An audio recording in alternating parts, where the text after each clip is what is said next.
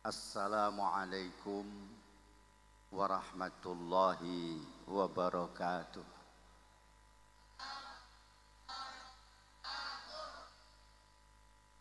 Nahmadullaha ta'ala hamdas syakirin wa nu'minu bihi imanal muqinin wa nuqirru biwahdaniyatihi إقرار الصادقين أشهد أن لا إله إلا الله رب العرش العظيم مكلف الجن والإنس ليعبدوا الله حتى يأتيهم اليقين كما قال الله تعالى wa'bud rabbaka hatta ya'tiyatkal yaqin. Assalatu wassalamu ala asyrafil anbiya'i wal mursalin Sayyidina wa maulana wa habibina wa qurrati a'yunina Muhammadin wa ala alihi wa ashabihi wa man tabi'ahum bi ihsanin ila yaumiddin, amma ba'du. Hadratal muhtaramin, ashabal fadail wal fawadil, para alim, para bapak kiai, para sepuh bini sepuh, matta'anallah bituli umrikum ma'a kamalis sihati wal afiyah. Amin ya rabbal alamin. Para bapak, para ibu, para wali murid, para santri, boten kesupen, para pemuda Ansor, pemuda Bangsal, kulluhum ajma'in, hafizunallah wa iyyakum. Alhamdulillah wa syukrulillah, sesarengan wonten ing dalu menika kita nderekaken kersanipun Shahibul Ma'had Rama Kiai ingkang kaleres wonten dalem menika ngawontenaken haflah peringatan wafatipun para sesepuh, para leluhur, khususipun para buyut-buyut saking Hadratul Mukarram Romo Kiai Mahmud. Mugi-mugi saestu anggen kita kempal wonten ing dalu menika, wonten ing majelis ingkang mubarak menika, bekta manfaat, bekta berkah, khususipun kangge keluarga besar Simbah Kiai, ugi dhateng kula panjenengan sedaya. Mugi-mugi ingkang kita peringati wafatipun, ingkang kita hali kanthi lumantar doa kula panjenengan sedaya dipun tambah rahmat lan maghfirahipun dening Allah Subhanahu wa taala. Dipun tambah padangi wonten ing pesaryanipun, dipun tambah jembare, dipun slametaken saking siksa kubur. Amin ya rabbal alamin. Hadirin rahimakumullah, sejatosipun ingkang matur wonten ngarsa panjenengan menika mboten kula, awit Simbah Kiai ngaturi Gus Muafik pun saged rawuh. Lajeng ngaturi Gus Yusuf saking Tegalrejo mboten saged rawuh ugi. lajeng kula dipun plekutho kalih Mbah Kiai. Daripada mboten enten sing ngisi ngaten habaripun. Mila temtu menapa ingkang kula aturaken nggih kadohan. Temtu mboten kados ingkang kita harapken bilih Mbah Kiai Muafik rawuh piyambak utawi Mbah Kiai Yusuf Khudori. Hadirin rahimakumullah, insyaallah simbah Kiai pada malam hari ini beliau telah menerima kiriman dari kita semua. Hanya sekedar untuk menambah ingkang pada hakikatipun panjenenganipun sedaya para leluhur sampun dipun panggenaken dening Allah wonten ing maghfirah lan rahmatipun Allah Subhanahu wa taala. Kula sampean namung nambah sithik-sithik. Misale kok ora usah dikholi saestu Mbah Kiai sampun wonten swarga.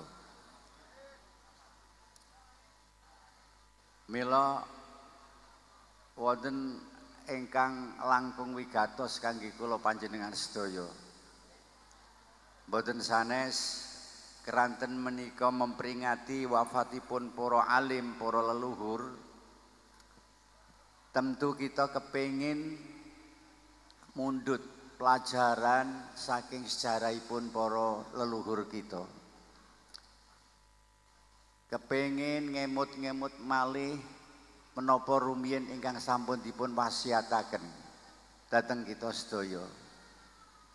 Menika paling utami kangge kula panjenengan.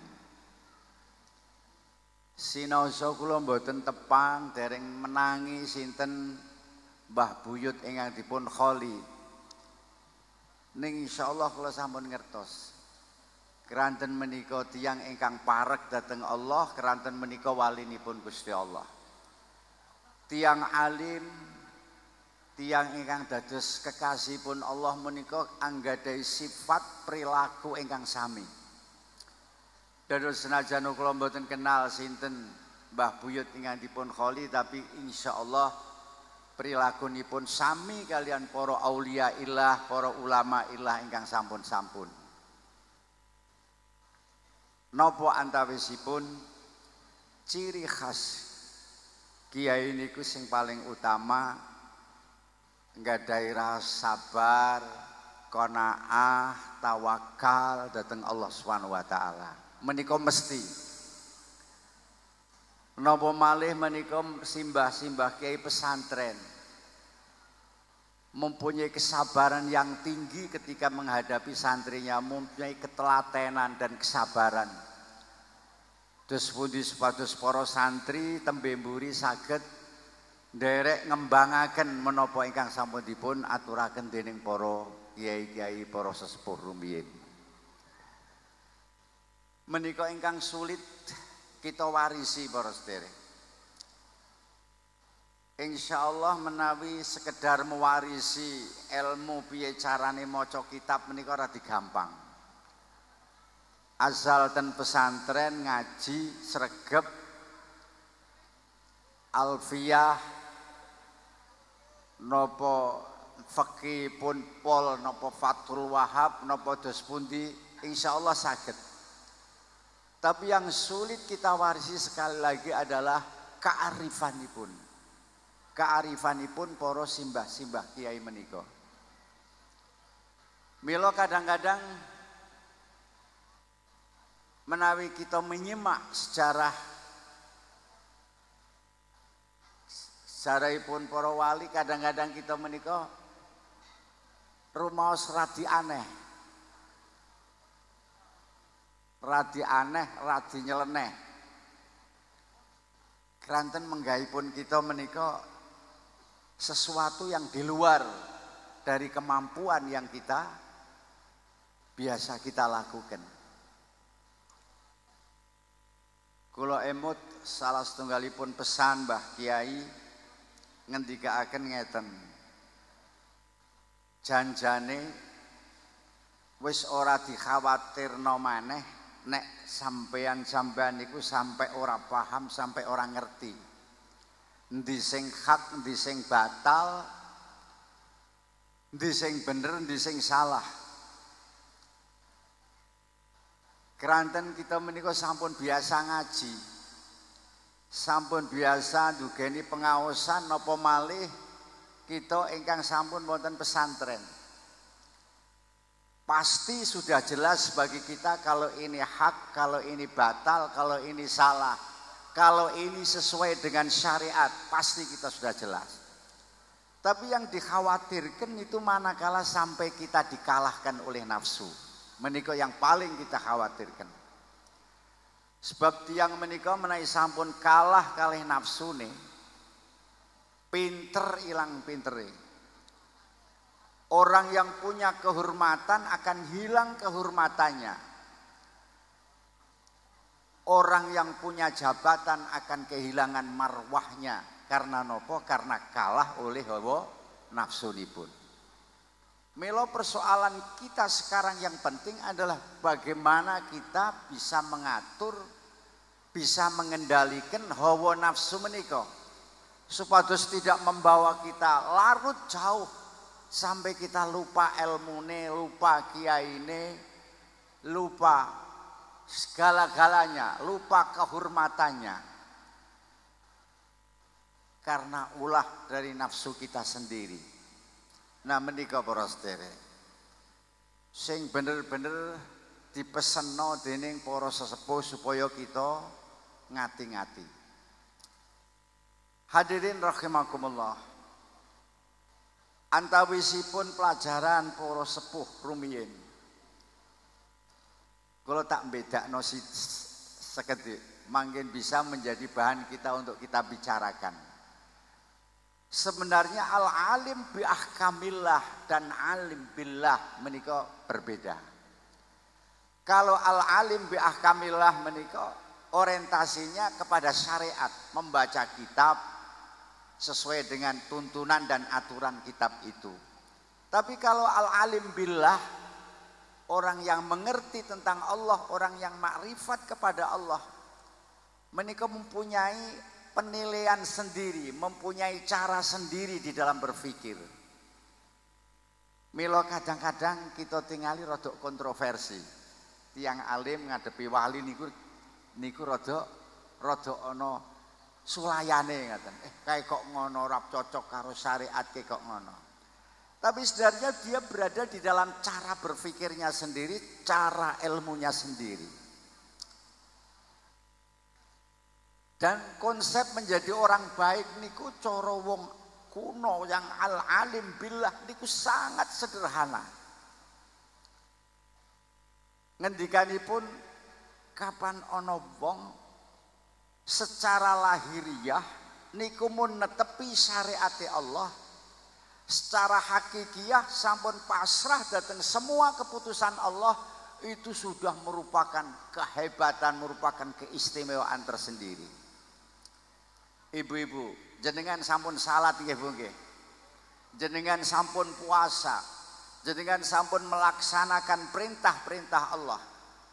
Tinggal menambah satu saja.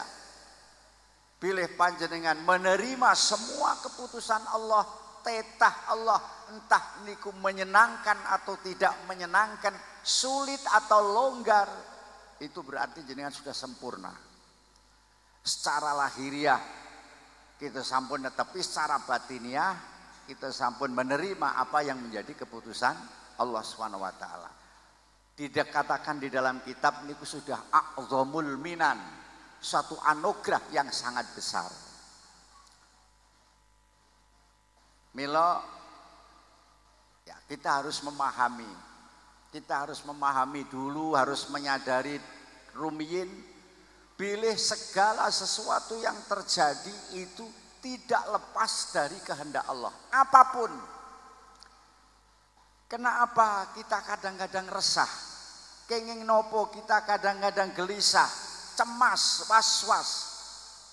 Karena kita tidak yakin kalau yang terjadi itu sudah ada kehendak Allah. Di sana ada kehendak Allah. Misalnya awake dhewe niku duwe sapi kena penyakit PMK misalnya. Sapine mati. Sampeyan sedih. Karena kita tidak sadar, kita sedih karena nggak sadar bahwa matinya sapi itu adalah kehendak dari Allah Subhanahu wa Ta'ala. Kalau sampai kita menyesali, menyusahkan, itu berarti sama dengan menyusahkan apa yang sudah ditentukan oleh Allah. Nah niku dikatakan di dalam sebuah kitab Al-Hikam Ibnu Athaillah. Kenapa orang ahli zuhud, kenapa orang ahli ibadah niku masih cemas, masih gelisah karena mereka belum yakin seyakin-yakinnya bahwa setiap kejadian pasti di situ ada Allah yang menghendaki. Walaupun itu kecil, sampai rontoknya daun yang sudah kering itu sepengetahuan Allah dan itu sudah kehendak Allah.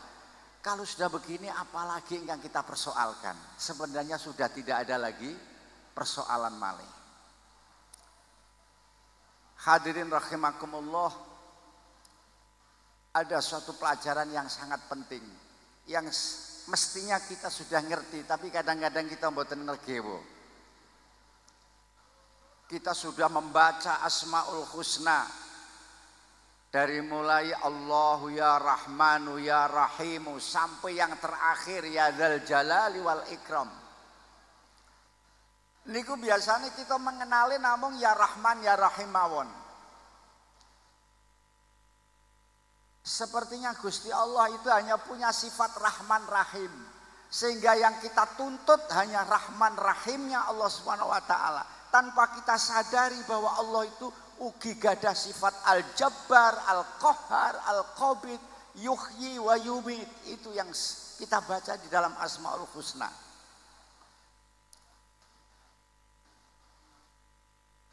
Mula suatu ketika Bapak Ibu dicoba oleh Allah dengan sebuah musibah.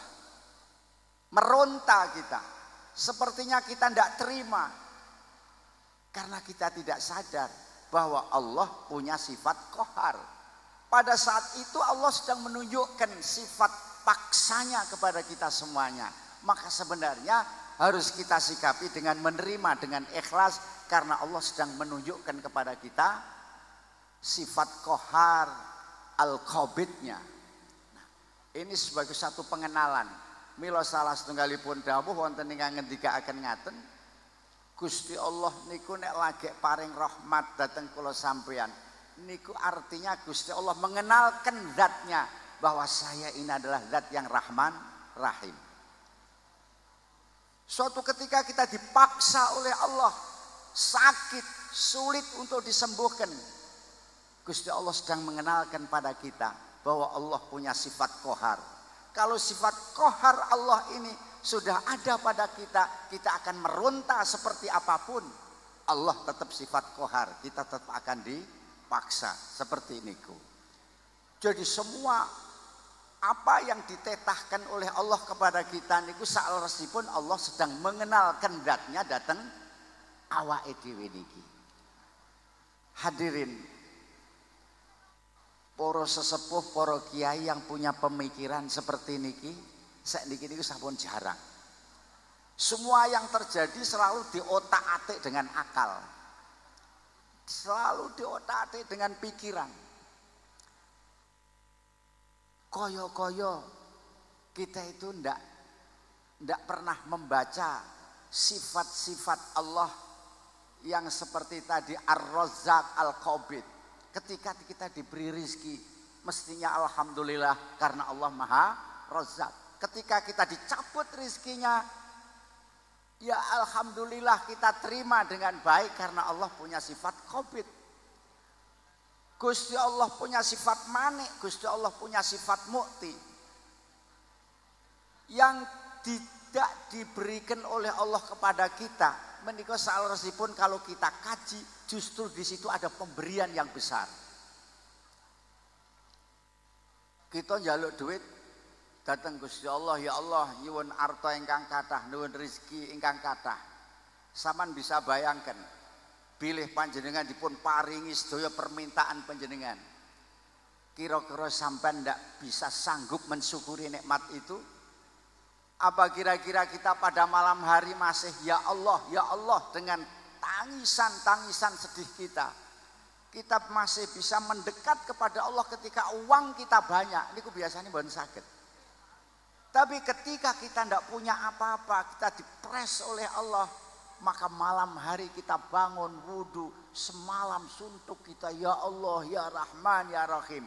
Ini sebenarnya adalah ainul ato, pemberian yang kalau kita pikir lebih berharga daripada sampean diberi uang. Nah menikah para saudara,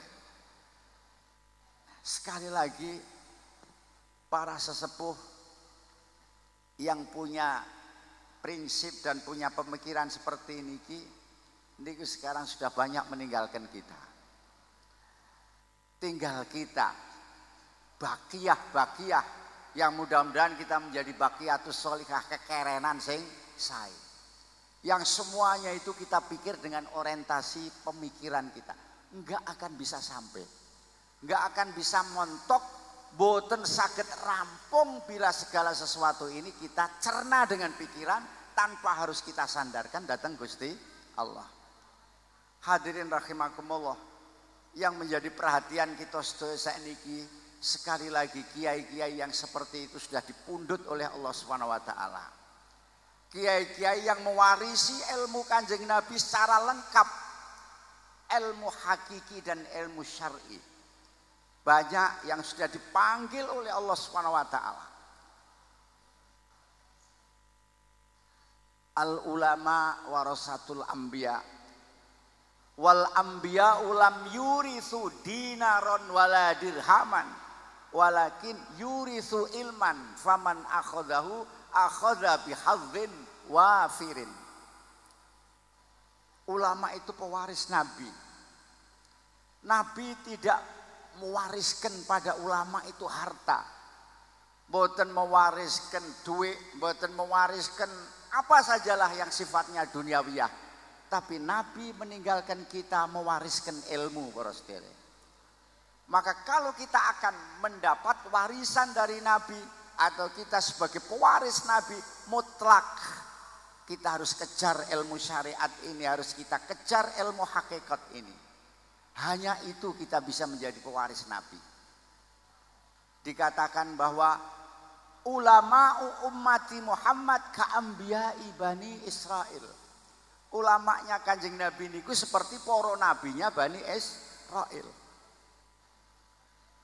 Artinya fungsine nek nabi-nabi rumiyin menika menawi sedo dipun gantos kalian nabi berikutnya terus untuk meneruskan misi perjuangan nabi-nabi sing riyin. Tapi kalau setelah Nabi Muhammad tentu kita sadarlah nabi ya ba'dah. Sudah tidak ada nabi lagi setelah Kanjeng Nabi. Lantas siapa yang meneruskan perjuangan Nabi itu? Ya para aulia, para ulama. Maka praktis ulama ummati ka'ambiya ibani Israel. Ulamaku adalah seperti nabinya Bani Israel. Hadirin rahimakumullah, perlu dicatat dan ini merupakan catatan penting bahwa ilmu yang diwarisi dari Kanjeng Nabi niku pasti harus ada silsilah, harus ada sanad. Itu pasti. Boten pikantuk ilmu itu kita ambil begitu saja tanpa kita tahu ini dari mana, ini gurunya siapa, ini gurunya siapa, ndak. Kalau kita mengambil dengan cara seperti itu, ini biasanya Arab suloyo di tengah jalan, tengah orientasinya itu akan suloyo. Praktis menurut kita, orang-orang Nahdlatul Ulama yang baru berhaluan Ahlus Sunnah wal Jamaah punya satu tradisi ingkang boten saged dipun tilaraken, yaitu tradisi keilmuan yang mesti kedah enten sanad. Ndak boleh lepas dari sanad. Apa yang kita baca, Quran yang kita baca, itu dulu dari dulu kita. guru kita dari guru kita, guru kita dari guru kita, sampai kepada beliau junjungan kita Nabi Muhammad sallallahu alaihi wasallam. Mekaten ugi cara kita mengambil hukum. Misalnya kitab Fathul Wahhab. Ini dari kitab Minhajut Thulab, kitab Minhajut Thulab dari kitab Minhajut Thalibin, kitab Minhajut Thalibin dari kitab Muharrar, terus sampai kepada kitabnya Imam Syafi'i, selalu berkesinambungan. Tidak pernah ada yang lepas dari silsilah itu. Maka oleh Imam Muslim dikatakan bahwa al-isnad minaddin, sanad itu adalah bagian daripada agama. Nah, sekali lagi keprihatinan kita, ulama-ulama kita sudah banyak yang meninggalkan kita. Masih ada satu dua. Milo dianjurkan segeralah kita para santri ambil ilmu dari ulama-ulama yang masih hidup. Pumpung ilmu itu belum hilang. Hilangnya ilmu adalah hilangnya matinya ulama. Innallaha la yantazi'ul ilma intiza'an walakin yantazi'uhu bimautil ulama. Gusti Allah tidak mengambil ilmu begitu saja diambil, tetapi mengambil ilmu dengan cara dipanggil para ulama-ulama itu. Sehingga kalau sudah tidak ada lagi orang alim, maka terpaksa kita akan mengangkat pimpinan yang bodoh. Ya karena pimpinan, dia gengsi, ditanya mesti dia harus menjawab. Nek ono pimpinan ditakon kok plonga-plongo niku percuma. Dia harus menjawab karena dia tidak punya ilmu, maka jawabannya ngawur. Fadallu wa adallu. Akhirnya akan tersesat dan akan menyesatkan. Nauzubillah min dzalik. Saat ini kita belum terlanjur, belum terlalu parah kondisinya, masih kita bisa tututi. Mari kita besarkan pesantren ini, kita rawat pesantren ini, kita hidupkan pelajaran-pelajaran di pesantren ini. Kita ikuti sirah tata cara ulama-ulama kita dulu di dalam memimpin pesantren. Jangan lupakan itu. Nahdlatul Ulama lahir juga dari pesantren.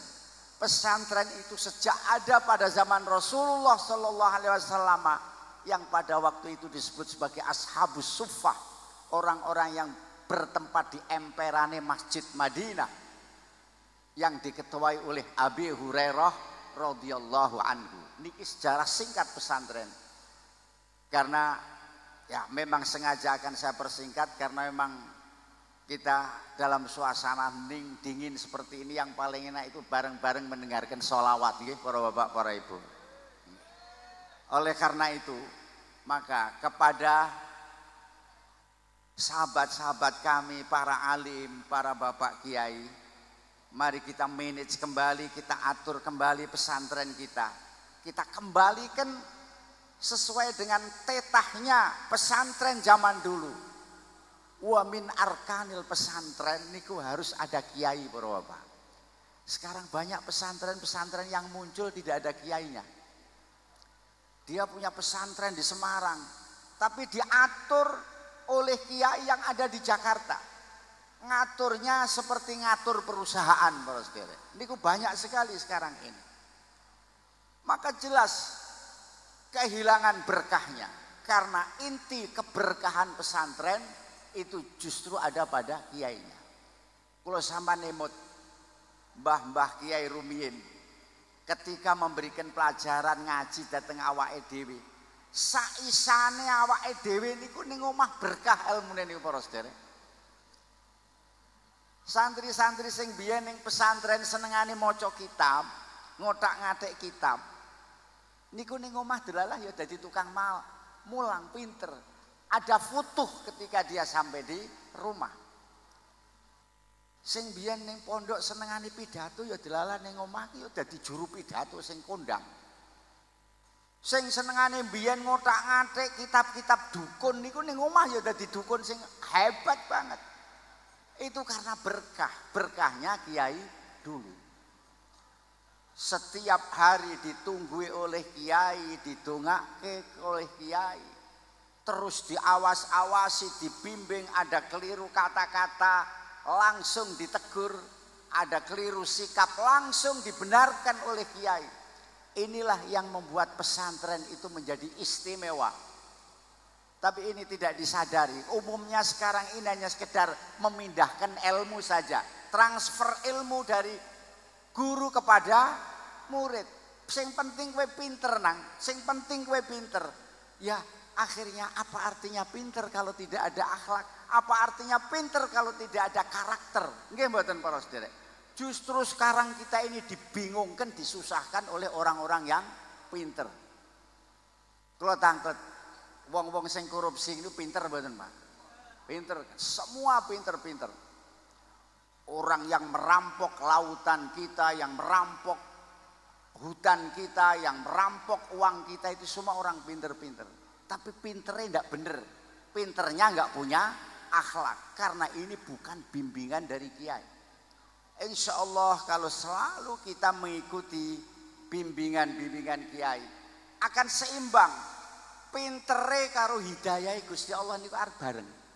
Ora pintere dhisik, ora ana hidayahe sehingga menjadi jeglek akhirnya ada di suloyo seperti itu. Berharap pesantren ini besok menjadi pesantren yang besar, menjadi pesantren yang berkah. Putra-putra simbah kiai menjadi putra-putra yang alim, sing wedok, sing putri ya entuk mantu sing kiai.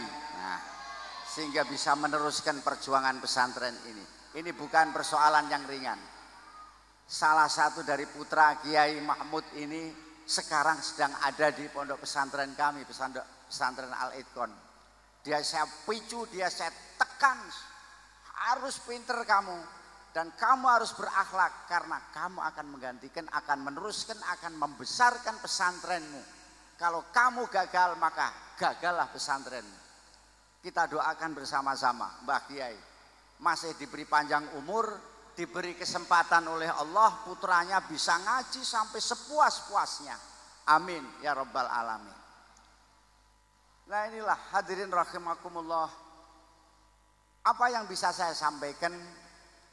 Mudah-mudahan ada manfaat bagi kita. Jadi kalau kita simpulkan, maka kesimpulannya itu menjadi singkat. Kesimpulannya menjadi singkat bahwa kita ini persoalannya bukan lagi persoalan soal pinter, tapi persoalan cara kita mengendalikan nafsu kita. Agar kepinteran kita niku diikuti oleh karakter, oleh akhlak. Kalau tidak diikuti oleh akhlak, oleh karakter, maka kepintaran justru akan menjadi malapetaka. Akan menjadi musibah.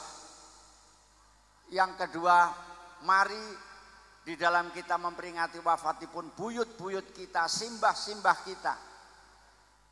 Saya di tempat di mana itu Purwodadi ini punya teman akrab dulu Mbah Kiai Mustain. Sekarang konon sudah dipanggil oleh Allah Subhanahu wa taala dulu di Lirboyo.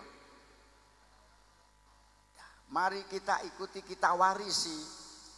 Kita contoh apa yang dulu kiai-kiai kita pernah memberikan contoh kepada kita. Niku nek pancen arep dadi murid sing taat karo guru. Sebab nek ana anak ditinggal mati sedo karo wong tuane, itu bukan berarti kewajiban birrul walidain itu hilang. Tidak. Masih tetap berlanjut kewajiban birrul walidain dengan cara kita meneruskan, melestarikan apa dulu yang diinginkan oleh bapak-bapak, ibu-ibu kita.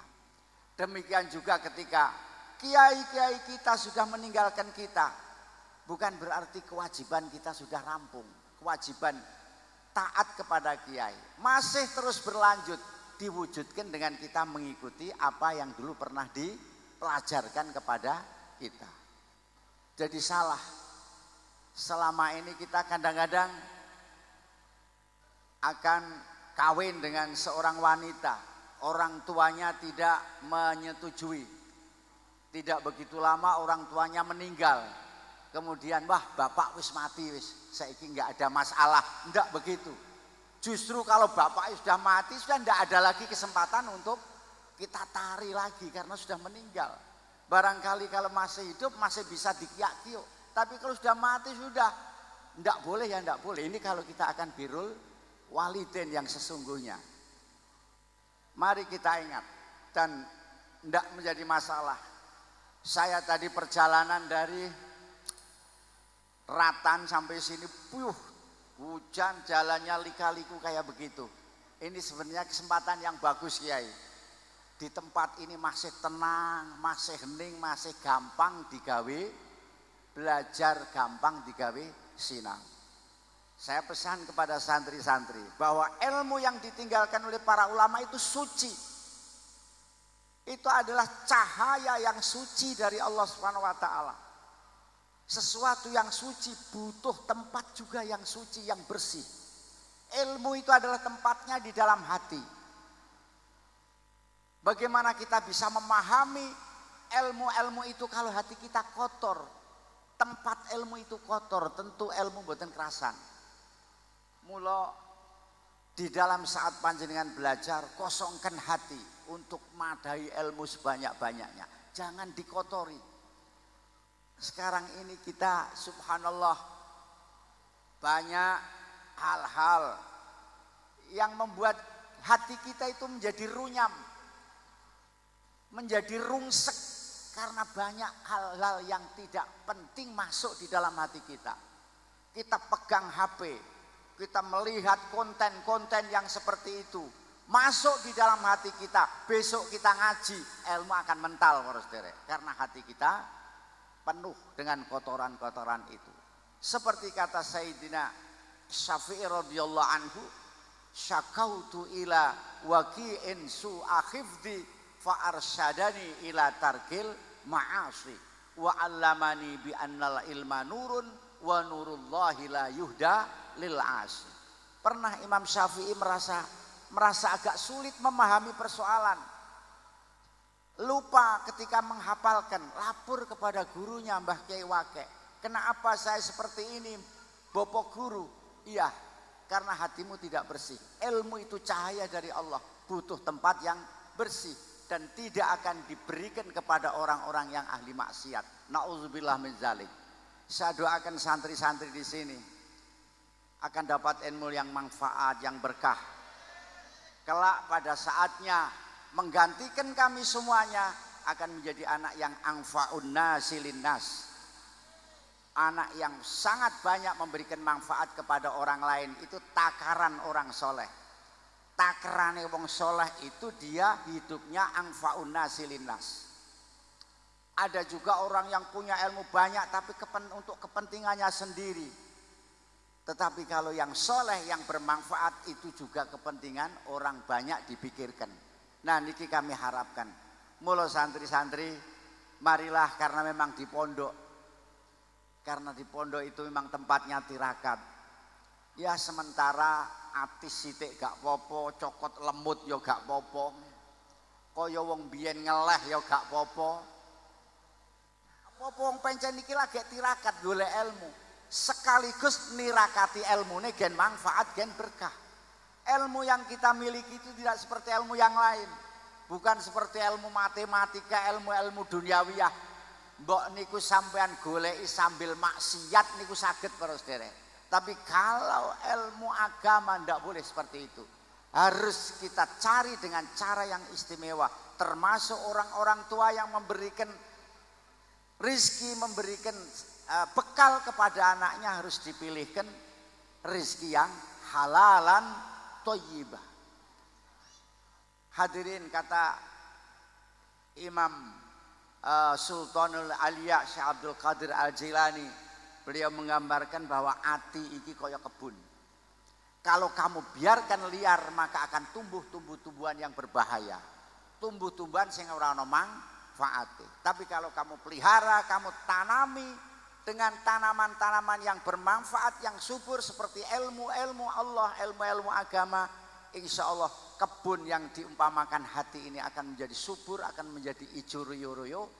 Kita akan menjadi orang yang alim, yang betul-betul diridhoi oleh Allah Subhanahu wa taala. Amin ya rabbal alamin. Hadirin rahimakumullah, mari kita lanjutkan lagi mendengarkan suara-suara salawat yang tidak ada lain syafaat Rasulullah. Ini kita pertama kali kita kirimkan kepada sesepuh kita sebagai penghormatan kita, sebagai rasa takzim kita, mudah-mudahan diterima oleh Allah Subhanahu wa taala. Adani Allah wa iyyakum ajmain. Assalamualaikum warahmatullahi wabarakatuh.